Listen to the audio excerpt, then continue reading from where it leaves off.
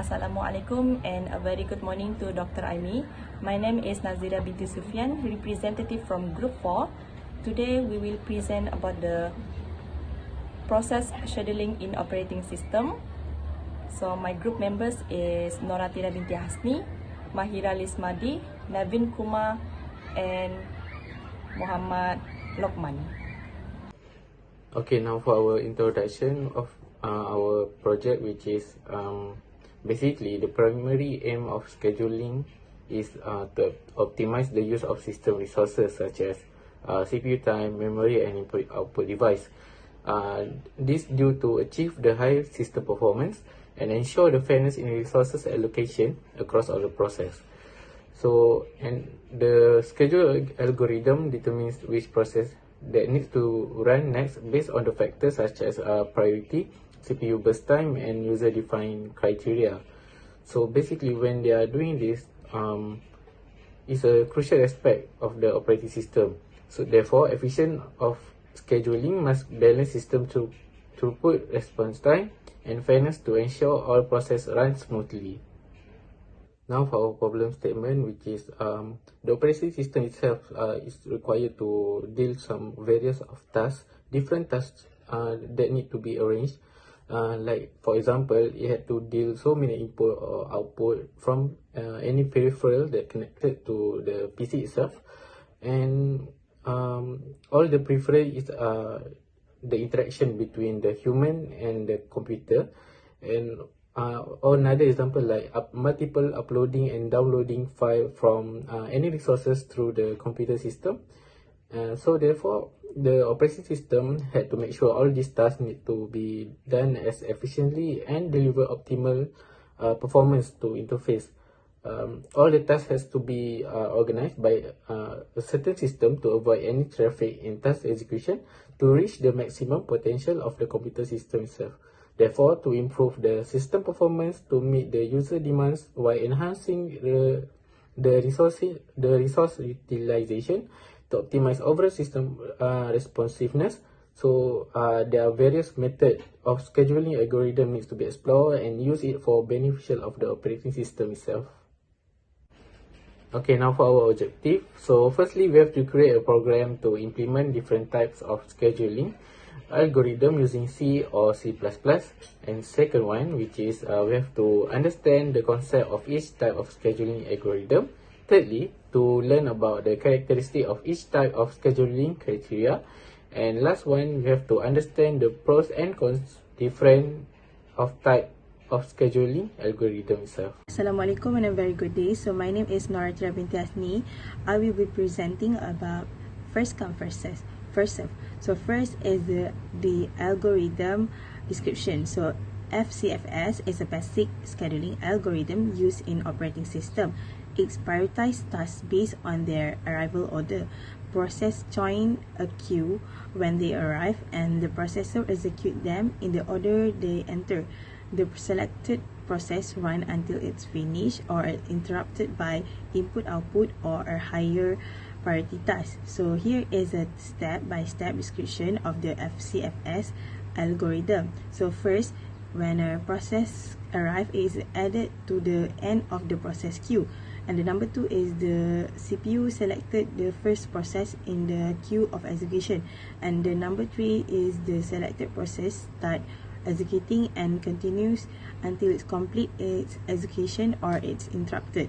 And number 4 is if the process completes its execution, is it removed from the queue. And number 5 is if the process is interrupted, it is temporarily moved to a block or waiting state, and the CPU select the next process in the queue for executions.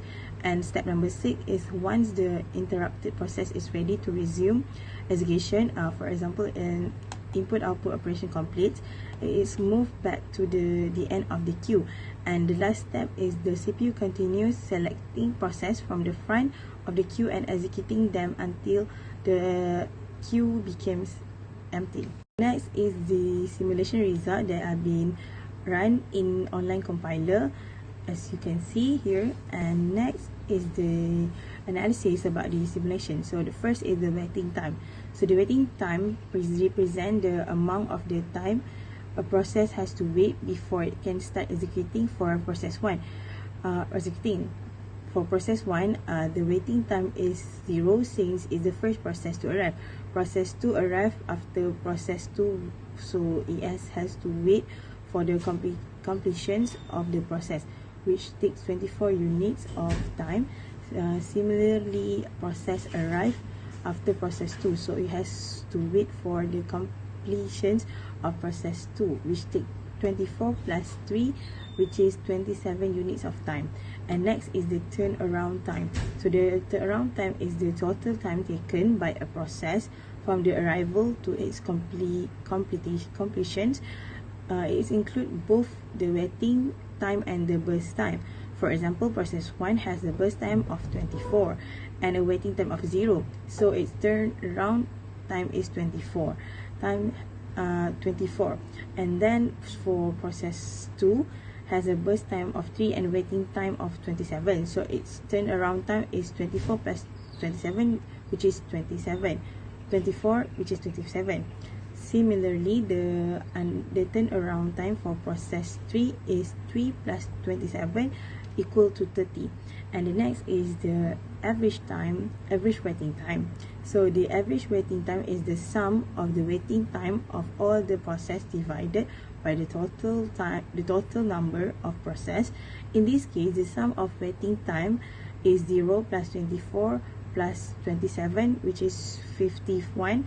Since there are 3 processes, so the average waiting time is 51 divided by 3, which is 17. And the last one is average turnaround time. So the average turnaround time is the sum of the turnaround time of all the process divided by the total number of the processes, which is, in this case, the sum of the turnaround time is 24 plus 27 plus 30 is 81. So since there are 3 processes, so the average turnaround time is 81 divided by 3, which is 27. And then this is the last one, which is a comparison with theoretical analysis. So with theoretical analysis, we need to set the priority. So first, process 1 is the first priority, and the process 2 is the second priority, because and then process 3 is the last priority, because the best time for process 1 is 24, so the waiting time is 0, and then the waiting time is 0, and then for process 2 the burst time is 3, and then the waiting time is 27.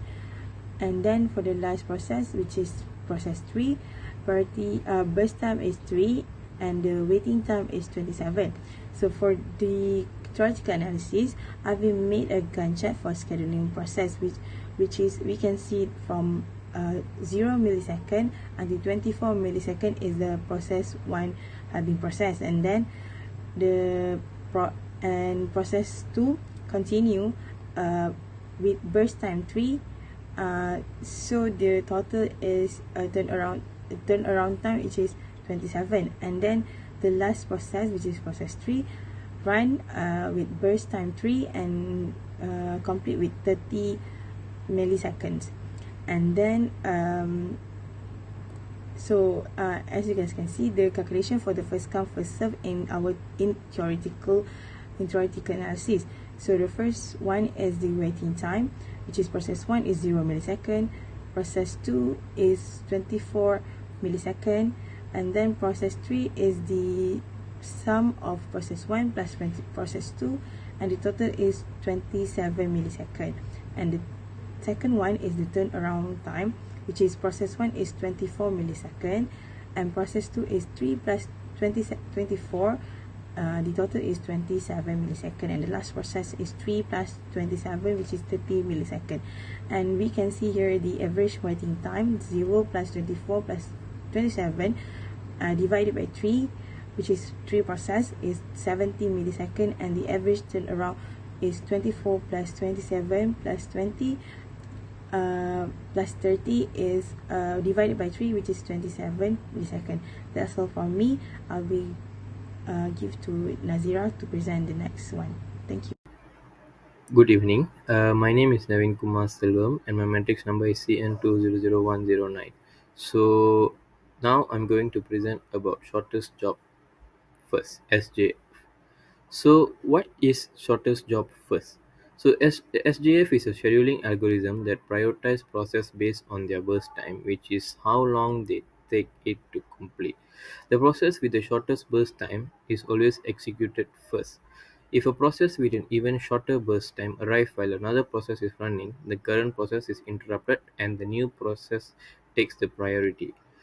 Shortest job first aims to minimize the average waiting time for process by giving preferences to shorter jobs. However, shortest job first may have issue with starvation and require accurate burst time estimate.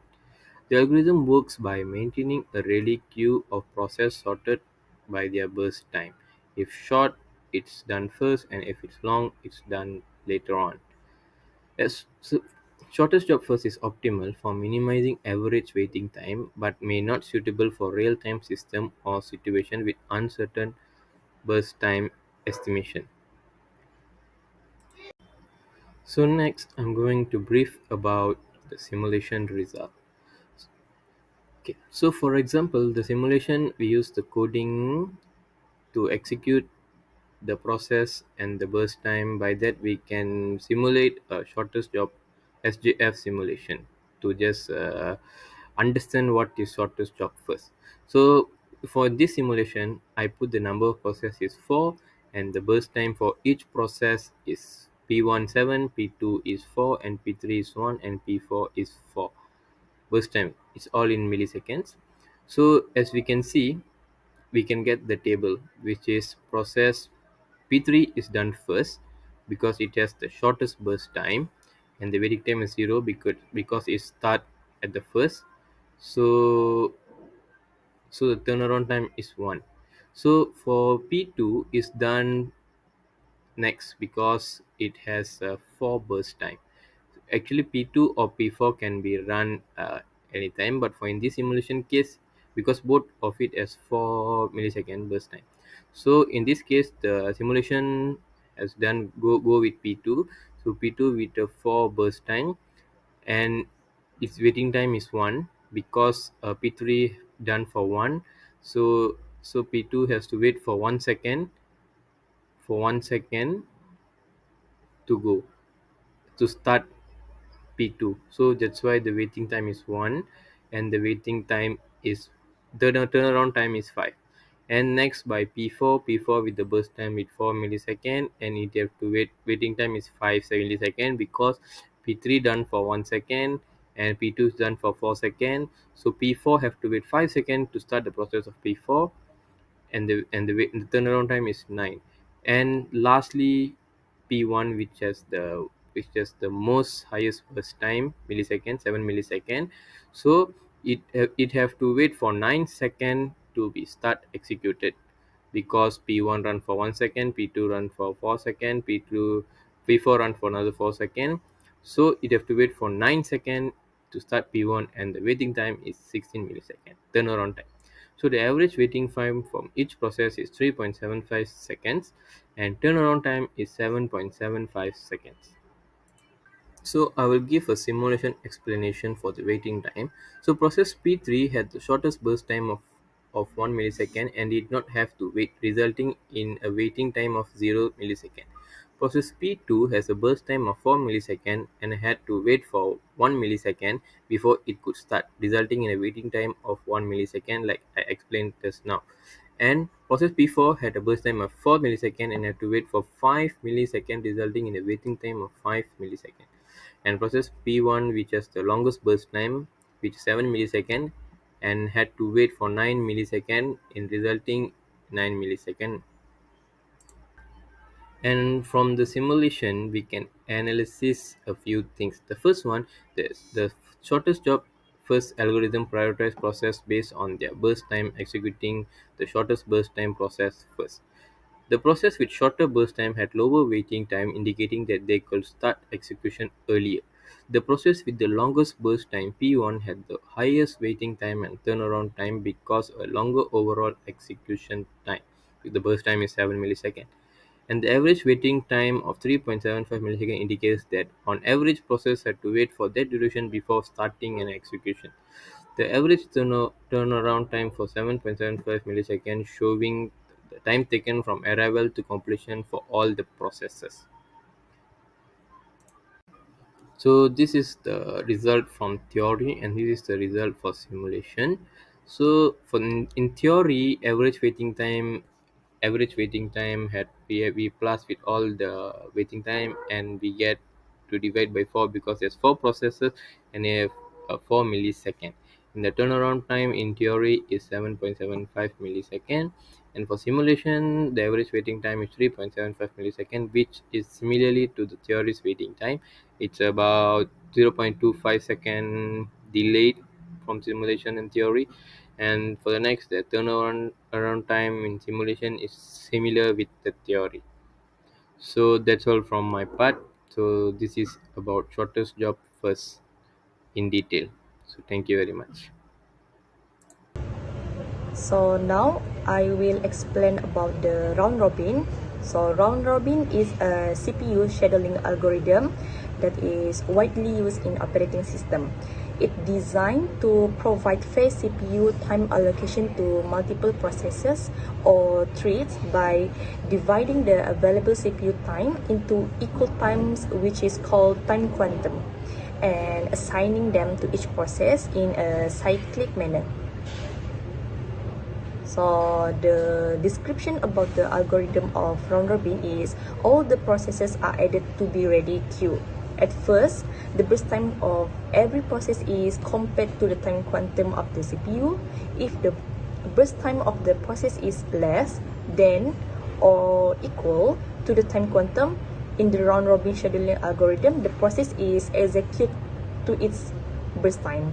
If the burst time of the process is greater than the time quantum, the process is executed up to the time quantum.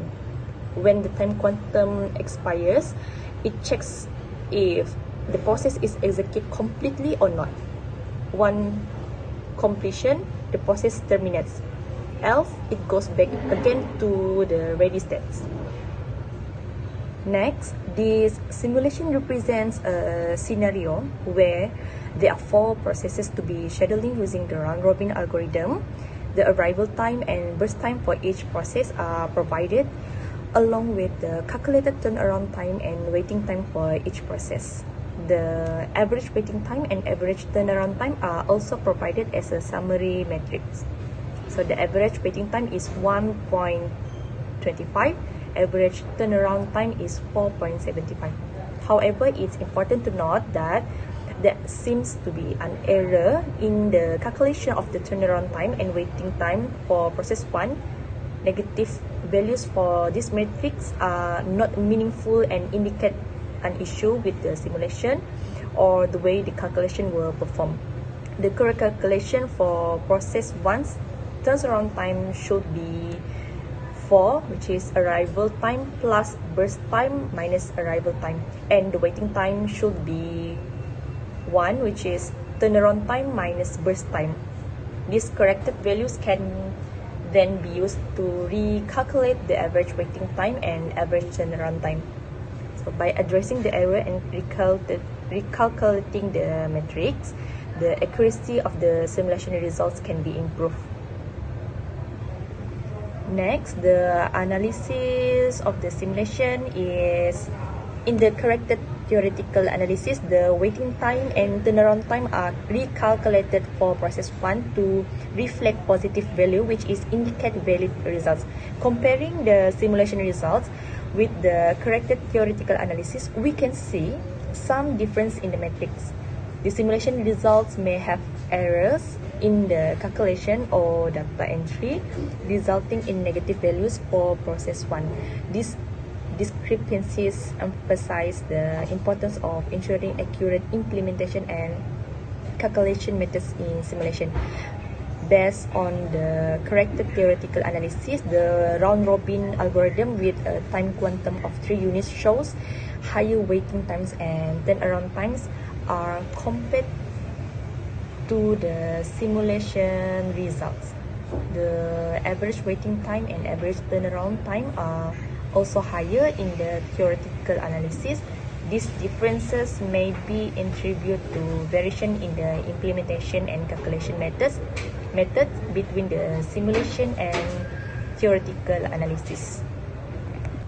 Lastly, the differences might arise due to the specific implementation of the round-robin algorithm in the simulation, or the way waiting time and turnaround time are calculated in the simulation.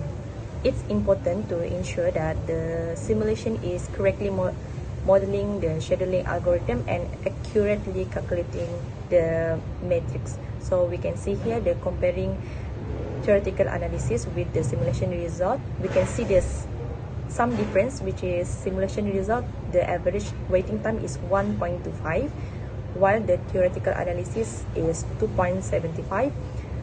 The average turnaround time of the simulation result is 4.75, while the theoretical analysis average turnaround time is 9.5. That's all from me. Thank you. Hi, Assalamualaikum. My name is Mahira and I'm presenting about priority scheduling.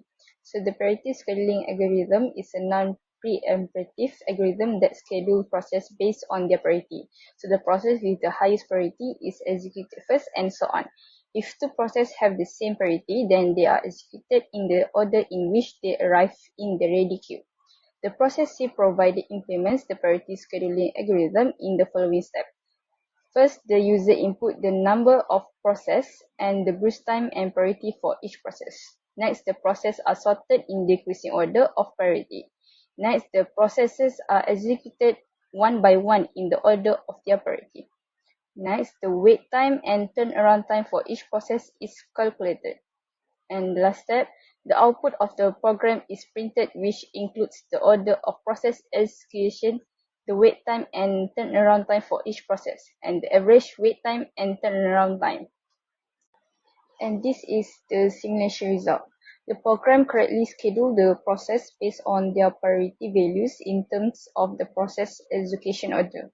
The result indicate the process P1, which has the greatest priority value of 2, is executed first, and followed by process P2 with a priority value of 5, and then process P3 with a priority value of 6, and this shows how the algorithm successfully assigns process a priority based on certain priorities.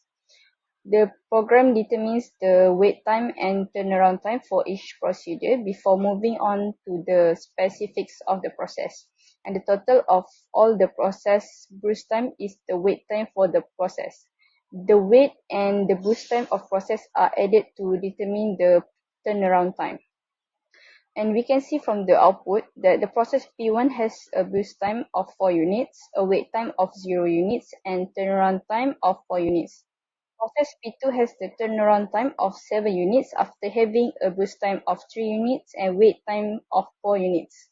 Next, the process P3 has a 2-unit burst time and 7-unit wait time and 9-unit turnaround time.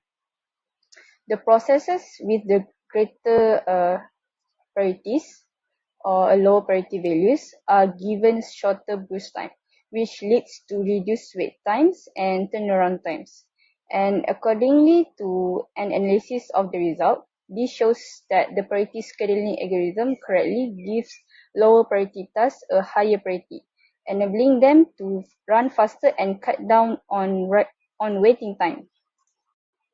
Okay, next for analysis, the table show the result output. And in this table, there is the process, priority, burst time, waiting time, and turnaround time.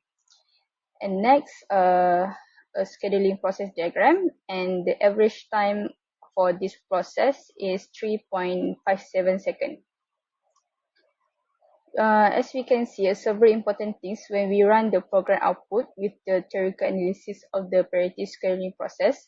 Firstly, the program accurately applies the fundamental ideas behind the priority scheduling algorithm. It gives the process priorities and schedules them in accordance with those priorities.